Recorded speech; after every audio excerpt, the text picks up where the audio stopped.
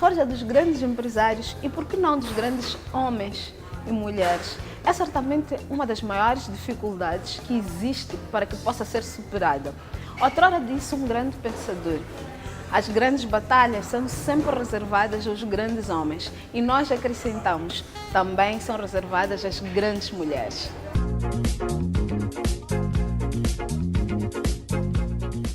Olá e seja bem-vindo a mais esta edição de Histórias, Negócios e Conquistas. Olha que é sempre um prazer enorme trazer este programa para si. É aqui, neste mesmo programa, onde nós contamos quem são, de onde surgem e como é que chegaram ao topo estes pequenos, médios e grandes empreendedores.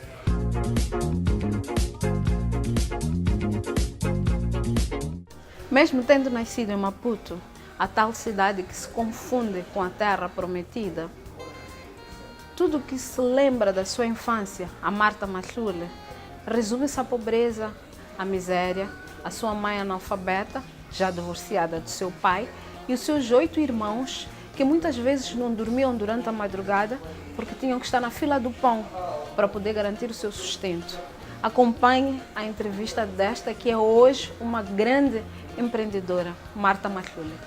Mesmo tendo nascido em Maputo, a tal cidade que se confunde com a terra prometida, quase tudo que Marta Machule se lembra da sua infância resume-se à pobreza e à miséria. Sua mãe, analfabeta e divorciada do seu pai, os 8 irmãos viviam com base na venda do pão. Uma das coisas que me marcou assim muito forte foi o fato de dormir na rua, na padaria. Na época, íamos comprar pão na padaria ali no jardim. Hoje já está fechado aquele, mas havia um corredor ali no meio dos prédios, entre a padaria e outro prédio, que nós dormíamos ali no chão mesmo, para podermos comprar pão no dia seguinte. Porque era assim, era muito difícil na época para comprar, tinha que dormir lá para poder comprar pão, para depois vender. Quer dizer, a gente comprava um pão que depois não comíamos porque tínhamos que vender para conseguir comprar alguma coisa para comer. Mas também esse alguma coisa para comer era um pouco complicado porque na época, como era abastecimento e éramos uma família grande, então não chegava. Então, algumas vezes acabava muito cedo, mas poucos dias depois de comprar a comida, então acabava. E aí começávamos a pedir, nos vizinhos, mas aquele pedir para depois devolver. Então, quando íamos comprar já no mês seguinte para nós, já não dava mais, porque aí tínhamos que devolver aquelas comidas que fomos pedindo ao longo do mês. E aí ficávamos sem nada. A vontade de frequentar a escola regularmente sempre esteve presente, mas as dificuldades financeiras teimavam em impedir sua progressão, chegando ao ponto de desistir da escola porque não tinha sapatos. A minha mãe era porque já faleceu, Era de Catembe, E aí já tinham alguns filhos lá. Depois veio para Maputo, uma mulher analfabeta, mas muito inteligente. Muito inteligente, aí veio para Maputo e foi trabalhar na fábrica de castanha de caju. Acho que ali fica ali no Chamanculo, muito bem. E ali ela conheceu meu pai, então eu surgi, Daí, e aí, quando eu nasci num contexto bem difícil, Bem difícil, onde eu conheci o meu pai bem depois. Era um lugar bem simples, mas bem pobre mesmo. Me lembro que quando chovia, alagava aquilo e aí a minha irmã mais velha me carregava, me colocava nas costas e ficávamos de pé até amanhecer, porque estava cheio de água ali. Me lembro muito bem. Éramos em 8 irmãos vivos, mas agora somos 7 meninas. Mas assim, tenho irmãos da parte do meu pai e irmãos da parte da minha mãe. Então, tenho muitos irmãos. O que me marca é a miséria. O que me marcou foi muita miséria, foi muita fome, foi muito sofrimento. Mas também o que me marca foi hoje olhando para trás, né? Fazendo uma avaliação de tudo aquilo que eu sofri. Vejo também que fui marcada pela garra, assim, de uma menina que tinha garra, tinha vontade de vencer na vida, embora não sabendo como poderia sair daquilo, né? Mas uma das coisas que me marcou assim muito forte foi o fato de dormir na rua, na padaria. Na época íamos comprar pão na padaria ali no jardim.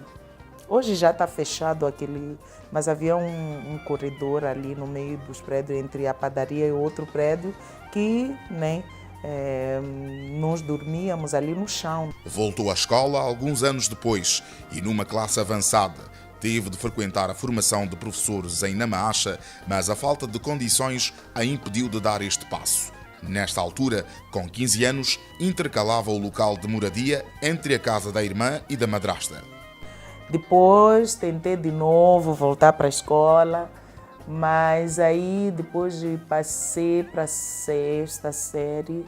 E na 6ª, na época, eles levavam os melhores alunos para fazerem o curso de magistério. O magistério é de professores. E aí queriam me mandar para Namacha, para eu fazer o curso de professor. Só que lá o centro não tinha condições para sustentar os alunos. As famílias tinham que sustentar os alunos. E a minha mãe não tinha como me sustentar lá. Como que ia mandar sabão, como que ia mandar açúcar, como que ia mandar as coisas para mim. Então não podia. E aí, de novo, quando voltei para voltar a estudar, não dava, porque a minha vaga tinha saído para estudar, para fazer o curso lá para professores. E fiquei sem vaga. Então fiquei assim, não consegui mais continuar. Só vim continuar bem depois, tentei várias vezes estudar à noite, era muito difícil, tentei de novo e morava com a minha irmã lá no Lene, fui morar com a minha irmã no Lene, era longe demais, mas eu ia, né? Saía do Lene a pé para Lhanguene, levando o meu sobrinho nas costas para lá, para lhe deixar em casa da minha madrasta, depois ir para a escola, depois sair. Era uma rotina bem complicada.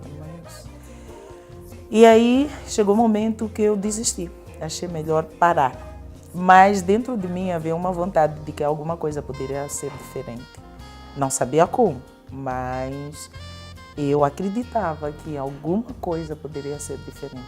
Crente ferrenha e amante do coral, participava regularmente dos cultos e, devido a influências daquele contexto, começou a pensar num casamento, como forma de escapar a um destino fadado à pobreza e miséria.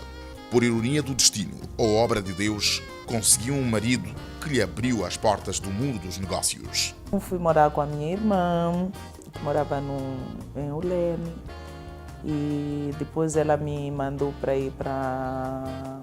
Ela estava grávida e depois ganhou o bebê dela e me mandou para ir ter com o diretor dela, que trabalhava no centro de formação lá na Machado. E eu fui. E quando fui lá, conheci esse chefe dela, né, o senhor Horácio. E até eu chamava ele de tio Horácio. Né? Depois, e foi aí. Ele gostou de mim, do jeito que eu estava mesmo. Começou a me perguntar quem você é. E aí ele, de novo, perguntou quantos anos eu tinha. Eu tinha 17 anos nessa altura. Quantos anos você tem? Eu falei, você estuda? Eu falei, não. Tem desejo de estudar? Eu falei, sim, tenho muita vontade de estudar. Então volta a estudar e tal. Aí então, nisso rolou clima, né? Embora eu não entendesse muito bem, porque eu achava aquele homem muito acima daquilo que eu era. Então não tinha nada a ver comigo, não tinha nada a ver com o meu contexto, com a maneira como eu pensava. E aí ele me incentivou, me colocou para fazer um curso de datilografia, né, no centro, e depois ele me arrumou um emprego. Na época era, sei lá, Secretaria da Indústria Ligeira Alimentar, na época lá. Aí eu fui lá trabalhar e tinha feito esse curso de datilografia. E como ele, né, foi meu primeiro namorado, meu primeiro maridão, e aí nós nos casamos. Casada, vários anos depois voltou a estudar e, para sua sorte, no Brasil, quando acompanhava seu marido que fazia a pós-graduação em Teologia. Neste país, também aprendeu a destreza de uma profissional de sucesso, ou seja, uma psicóloga e uma coach de sucesso. Aos 40 anos eu entrei na faculdade. Então eu entrei na faculdade, 5 anos de psicologia, e depois eu amava aquilo ali. Eu fui na minha sala primeiro fui a terceira melhor aluna. No primeiro momento foi difícil, mas depois eu fui vendo e percebendo até que ponto eu conseguia aprender melhor. E aí eu usei as minhas técnicas para aprender melhor e foi bom. Então passei a ser a terceira melhor aluna da turma. A primeira melhor depois mudou de faculdade, então passei a ser a segunda da turma.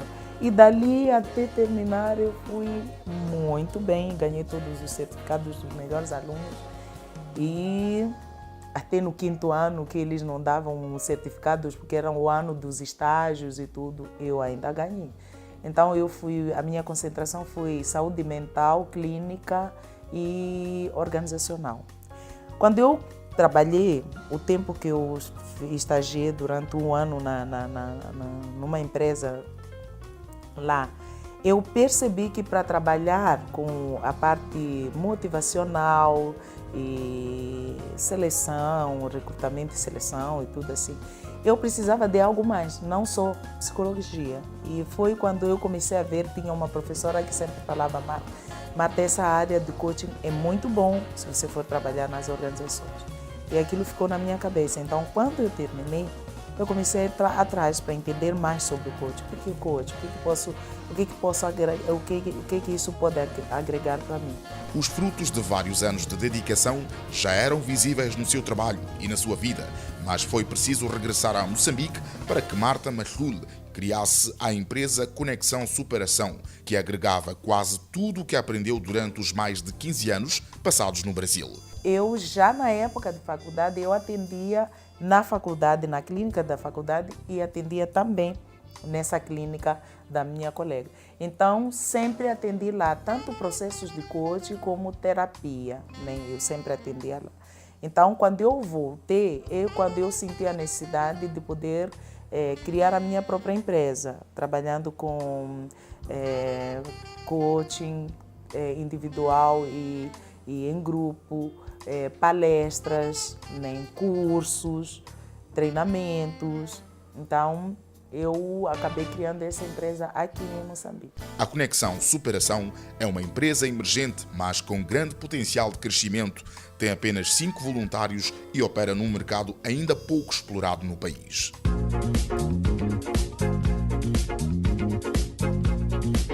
A Marta Machul é daquelas mulheres moçambicanas que certamente não se esqueceu de onde vem, como surgiu e principalmente onde está hoje e onde quer chegar. Se necessário, olha, a Marta amara uma capulana e dança uma rabenta como ninguém. Eu acho que o importante nesta vida é conseguir superarmos as nossas dificuldades e ainda conseguir ter postura e ter um sorriso no rosto acima de tudo e continuar a trilhar o nosso caminho. Olha, vamos agora passar para a história de um jovem. Este jovem conseguiu, sim, através da Mbalele Mbalele, cativar os seus clientes e inovar, sim, diferente do habitual, que é o que nós costumamos trazer aqui no programa, que é a ambição individual de fazer a faculdade e depois trilhar por uma carreira profissional bem-sucedida, por assim dizer. Este nosso entrevistado, o Donald Dimas, fez o inverso no início. Ele abandonou a universidade e decidiu seguir pelo caminho do negócio, logo do início. Então, acompanhe a história deste jovem, que é, sem dúvida, inovador com a Mbalele Mbalele. Nasceu em Gaza e foi lá onde frequentou o ensino primário e secundário. E porque seu pai sempre foi a favor de um crescimento rápido, ingressou no internato antes de seguir para a cidade de Maputo, onde viveu sozinho. Chego a Maputo, fui para estudar, fui fazer Direito. Então, a fazer Direito, até ao quarto ano descobri que não era direito que eu gostava. Eu queria outra coisa. Meu pai pagou-me a faculdade, mas em algum momento já percebes a dificuldade que eu tive de enfrentar o meu pai e dizer: eu acho que não quero mais, e estás no quarto ano e estás a iniciar o primeiro semestre do quarto ano. Por que é que tu não acabas logo? Eu disse: não, eu acho que eu já descobri o que eu queria. Eu acho que já tenho todas as ferramentas que eu precisaria numa universidade para poder começar aquilo que eu acho que pode vir a ser o meu verdadeiro sonho. Então não hesitei, simplesmente saí da faculdade e comecei outros caminhos. Apesar de ter seguido um caminho diferente daquele que o pai sonhou para ele, abandonando a faculdade, Donald Dimas, influenciado por alguns amigos da faculdade, percorreu os mesmos passos do pai, que era um empreendedor. Conheci um australiano chamado Nick, que infelizmente faleceu. Chamado Nick, ele veio a Moçambique porque ele queria construir uma fábrica de processamento de tomate. E por sorte encontrou-me a mim, e nessa altura eu estava, quando estava ainda na ANGE, tive de abandonar, trabalhar, ir todos os dias ao serviço, mas continuei a trabalhar, continuei como membro da ANGE. Então o que aconteceu é que eu tive de ajudar a ele, fiquei o vice-coordenador do projeto que estávamos a desenvolver em Shockwave, que era uma fábrica de processamento de tomate. Era uma fábrica que eles estavam a fazer cá, mas eles eram uma multinacional. Estavam em 16 países a nível do mundo.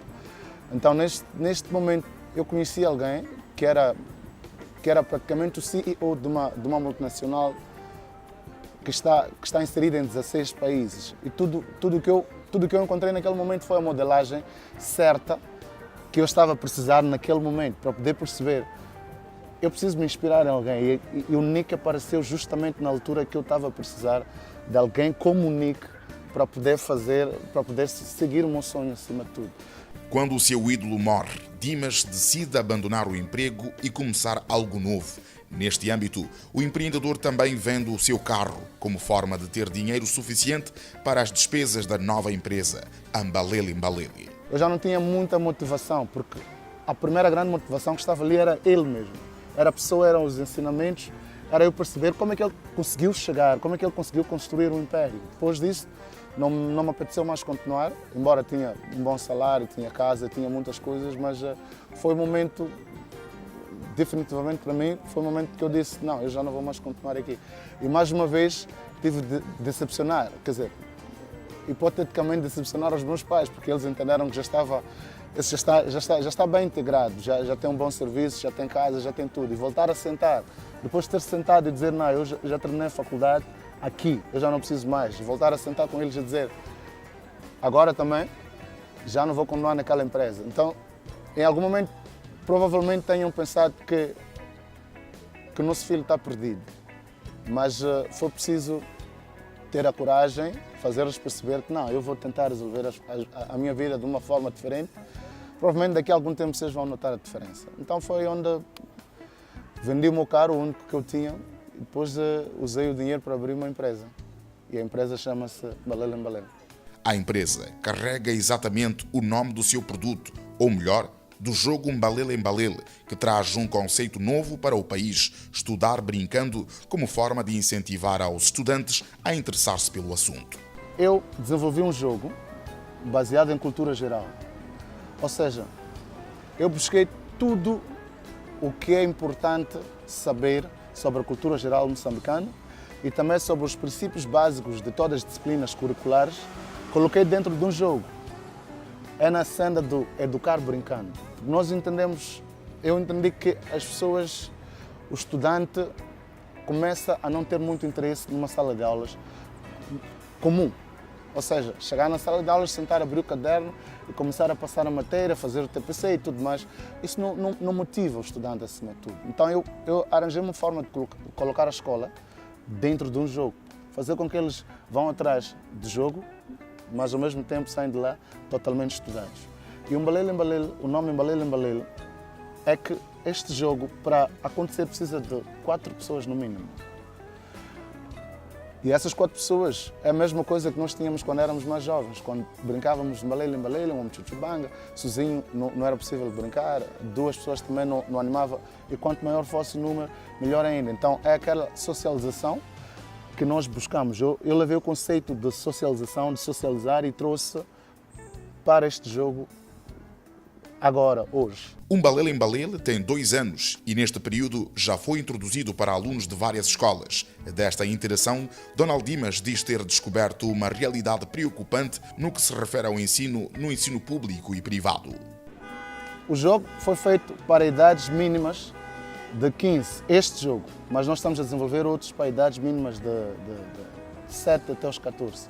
Este aqui, a idade mínima são 15 anos e pode jogar também com a avó, 80, não sei quantos anos. O que nós percebemos quando fomos às escolas públicas é que o estudante de uma escola pública que tem a 12ª classe joga com a mesma proficiência com um estudante de uma escola privada da 8ª classe. Ou seja, o estudante da 8ª classe de uma escola privada joga da mesma forma este jogo com o estudante da 11ª e 12ª classe. Para isso eu quero dizer que o estudante da 8ª, 9ª e 10ª classe da escola pública tem extremas dificuldades.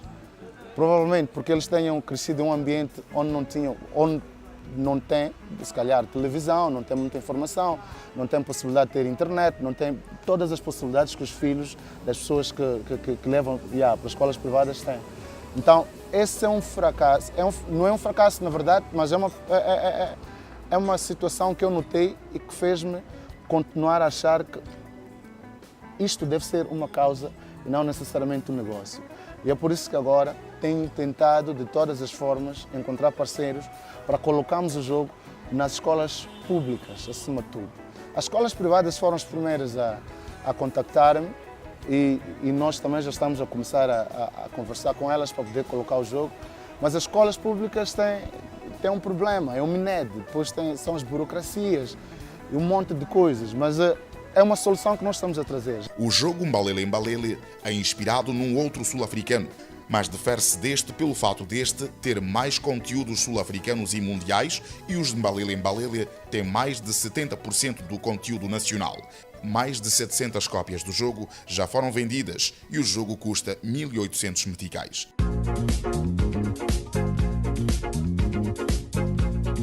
Esta ideia do Donald Dimas é incrível. Eu fiz o jogo, é cativante, é emocionante. No princípio a pessoa fica tipo, não quero.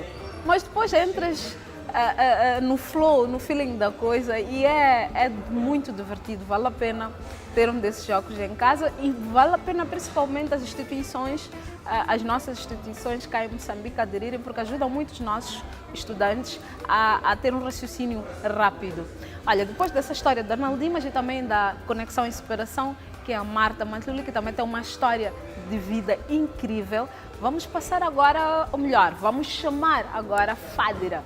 Fadira, o que é que nos conta com a literacia?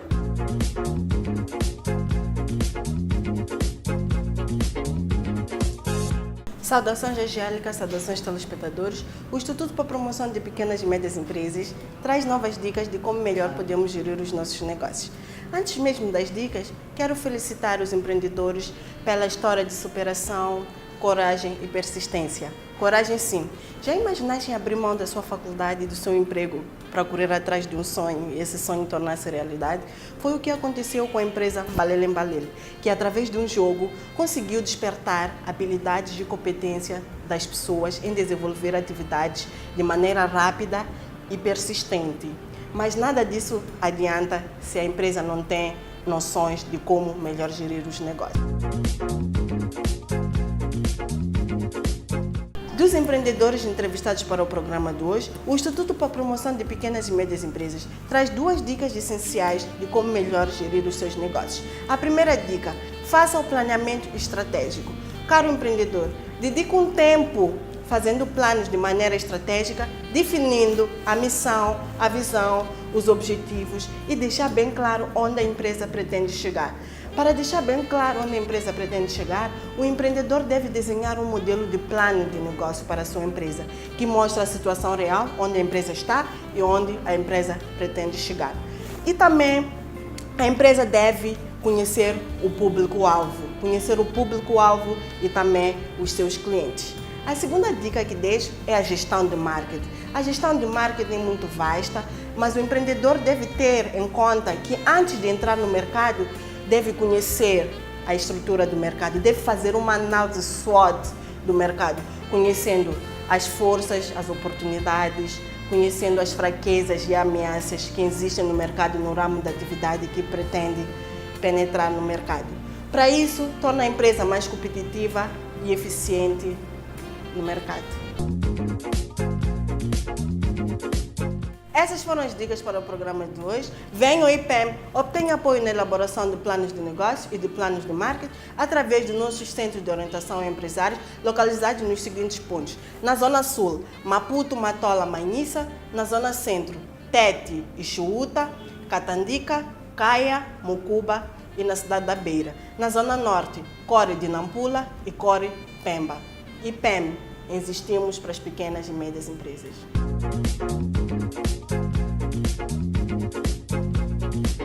Obrigada, Fadra querida. É sempre importante termos os teus ensinamentos aqui no programa, nesta rubrica que é concedida pelo IPEM. Vamos passar agora para outra rubrica que é a Dica da Semana ou Dica de Sucesso, que é onde cada entrevistado nosso deixa aqui ficar de uma forma bem resumida aquilo que lhe move, aquilo que lhe faz ter garra de correr atrás daquilo que quer. Chamo agora a Dica da Semana.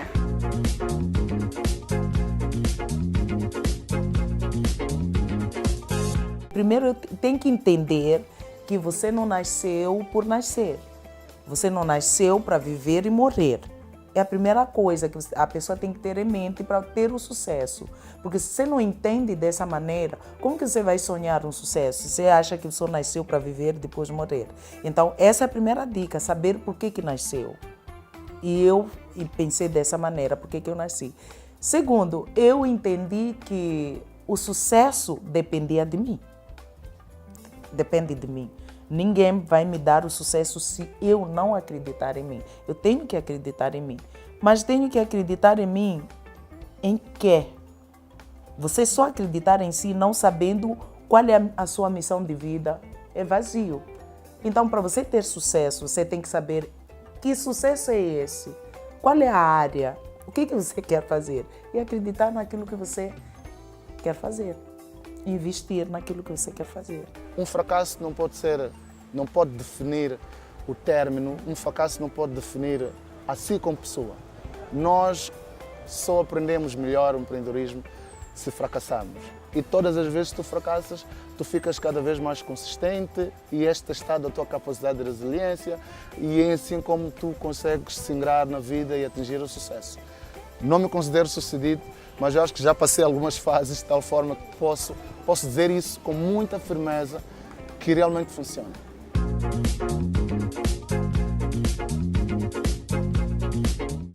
Um fracasso não pode definir a si como pessoa. Reinicie, pois os inícios vêm logo a seguir ao fim. E assim como nós terminamos mais uma viagem pelas nossas histórias dos nossos empreendedores. Voltamos daqui a 8 dias. Espero que nos acompanhem aqui nas nossas histórias, negócios e conquistas. Até lá, fique bem e tchau, tchau.